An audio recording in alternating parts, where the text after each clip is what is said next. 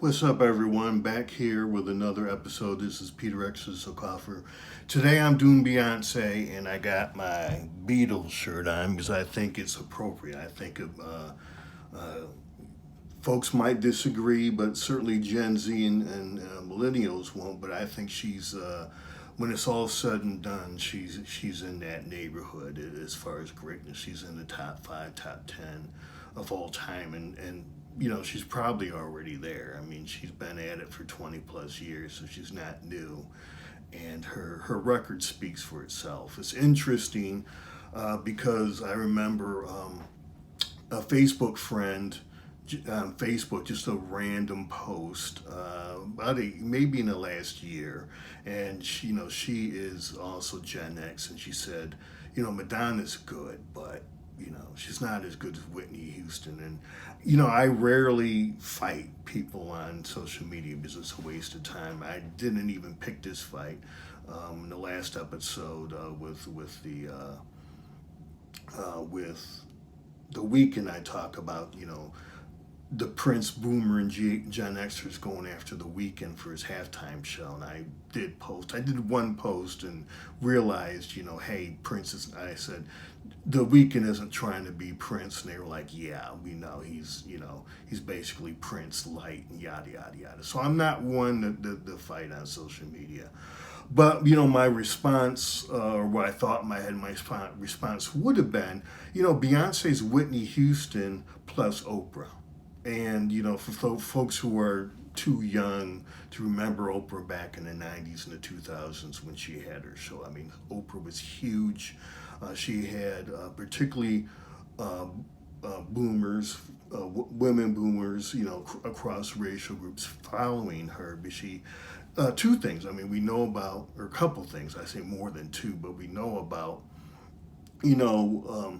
Oprah's abuse, as a child and coming up, in her teen years. I mean, it's tragic, but she overcame all that and became very successful. So a lot of women, could relate to that. I mean, when you look at the numbers, I mean, so many women deal with abuse to some aspect in their lives, and so that was, but she also brought on a lot of self-help folks. I think Dr. Phil, came up through Oprah and then did his own thing. I think Ileana Van Sant. So she had these people coming up that she was introducing.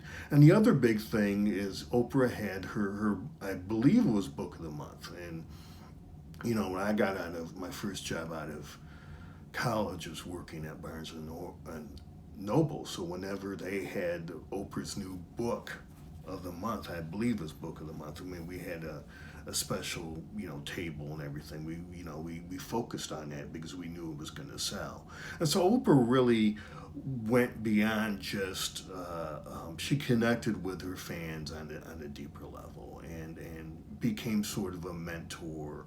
I mean, it wasn't just, idolizing Michael Jordan because you wish you could play basketball like Michael Jordan, or idolizing Michael Jackson because you wish you could dance and sing like Michael Jackson, or idolizing Prince because you wish you could play all those instruments and write the songs and play guitar and do all that like Prince. I mean, Oprah kind of started this and musically. And at the same time, TLC took it up. It was like, there's another, they connected with fans on a very deep level, sort of giving, here's what I went through. Let me share this in my art. And I did a lot of that, TLC, and Oprah did a lot of that. And, and the fan base could relate to that. And, Beyonce has taken that aspect, that TLC, and Oprah brought and just kind of fed it and put it on steroids, and arguably has the most the biggest, most devoted, and some would I don't know, I'm thinking of words to use for her fan base. Some would say rabid. I would say intensely loyal. And look, as a person having a brand and a strong brand and a positive brand. I mean, she's not divisive. I mean, Beyonce is kind of the poster child for that. I mean, she is very, very good at what she does. The other thing I like about Beyonce is on the slide, she's pretty experimental sometimes in her music. I mean, she's traditional R&B, can get into pop. But, like Partition, she does some interesting stuff. She's really, Madonna in the 90s did a lot of stuff with the EDM, electronic dance music, and now in her latest album and in Drake's latest album, they're both kind of experimenting and seeing, with EDM and different music forms. So I've always liked the fact that she is musically willing to take risks. And so, yeah. In the last episode as well, I talked about the economic model, and basically it's all touring and getting top 5 songs. I mean, it's really, and merchandise. I should probably add that merchandise as well. But, actually selling your music, which was,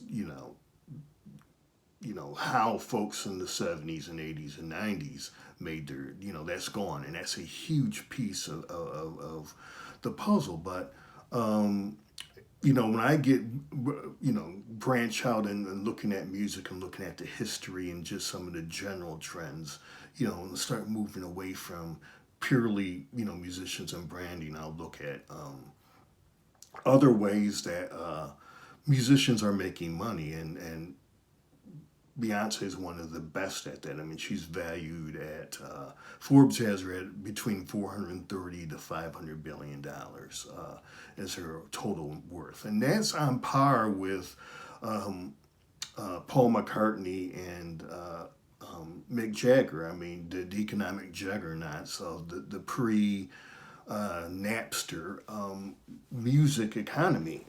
So, really is post Napster. I mean, Napster changed everything. Just giving you a glimpse of the history stuff that I'll be dealing with down the road. But you have pre Napster music business and post Napster, and then then I don't know, post Beatles, and then the original. In the 50s, the founders, that first generation of musicians. So just off the top of my head, if I had to do like the 4 economic models of the music industry, those would be it. So, but Beyonce's an incredibly savvy businesswoman. I'm just going to run over some of them. I can't memorize all of this, so I'm going to be doing some reading and looking down for a minute. But, Beyonce's endorsements, Pepsi, some perfume stuff through Tommy Hilfiger, promoted other perfumes, and then got her own perfume line called Heated. Has her own clothing line. Let me find the name of the clothing line. I have that somewhere. House of Darion, her clothing line.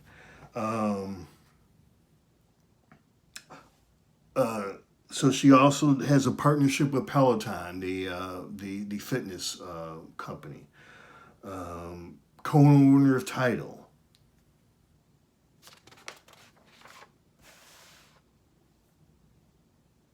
And several clothing lines. Also in a partnership with Adidas. So this is how she's built. She's used her brand. She's built a strong brand, a positive brand. Nobody has a perfect brand because nobody's perfect. I mean, we see this as Will Smith is trying to work through his awful mistake, with Chris Rock. He had a strong brand. I don't, I still think we know who Chris Rock or, I'm sorry, Will Smith is. He had a bad night, and he's gonna have to, deal with that. And he, I think he'll come back somewhat, but the question is how much. But again, Beyonce has a very strong brand, and she has, formed partnerships and leveraged that brand into her own clothing and perfume lines very, very wisely. So I'm going to do a plug for some other YouTubers who are doing similar stuff to as far as branding and musicians. And they're also on YouTube. Nikki Moose, they're out of New York City, I think Brooklyn, if I'm not mistaken. Don't, Nikki Moose, don't, if I got the wrong borough, don't get too heated with me. But they've done an hour plus episode on Beyonce and branding. They have their own way of doing stuff, and it's different than mine, but it's complementary and it's actually very good. So I would recommend Nikki and Moose their podcast on, and they really focus on Beyonce's her leadership skills. And Beyonce is a little tough, but she really doesn't do interviews. And I assumed because of Nikki Moose, they're out in New York City, they have obviously connections in the industry because they do other folks, and they obviously know folks who are in the Jay-Z Beyonce circle. They did an amazing episode on Jay-Z and branding as well. So definitely check them out. But again, they focus heavily on the strong leadership skills and the people that Beyonce brings around her, and how that makes the Beyonce empire go. So in conclusion, for this episode, I think, when you're talking about the last 22 years, I think Beyonce is the biggest music star on the planet. Ironically, I think, the next, closest competitor would be her husband, Jay-Z. Drake comes later, Kanye comes a little later, but she spans, the whole 22 years, and then, even going back to Destiny's Child. She has a very strong brand. I have a similar relationship that a lot of Beyonce's fans have with her, but with Prince, but more of a musical aspect. I remember when in the early '90s when his the floodgate for the Prince bootlegs opened up, and I was, would first of all love hearing unreleased Prince stuff, because some of the Prince didn't always release his best stuff. But also the whole journey from you'd have four or five, particularly like Computer Blue, 5-6 different versions, and really listening to Prince and seeing how he went from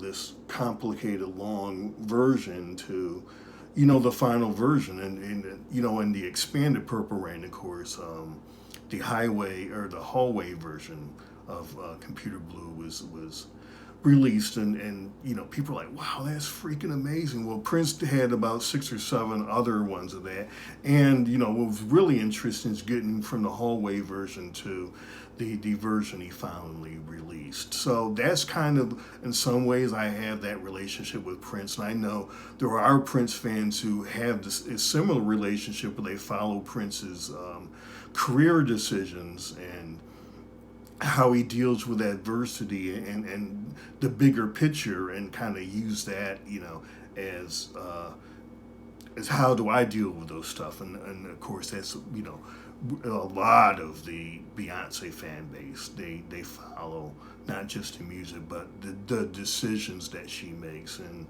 the things that she's confronted with and how she deals with them. So there's that mentor relationship that is just unprecedented with Beyonce, that Michael Jackson didn't have that, even the Beatles. I mean, the Beatles and the Stones, I mean, and Led Zeppelin and James Brown. I mean, it's all about the music. It doesn't go beyond that, and Beyonce goes beyond that again. And then I think again, it's going back to Whitney and Whitney Houston, and kind of married up with Oprah. So do me a favor, hit the like button, subscribe to the channel. I have 4 albums.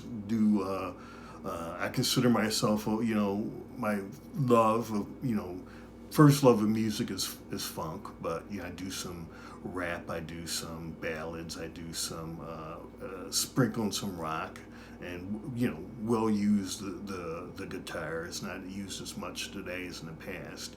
So I'm on all the streaming platforms for music as well, but you can always just sign up to my YouTube channel. You know exactly when I'm dropping new music. So until next episode, have a good one. Thank you. Bye.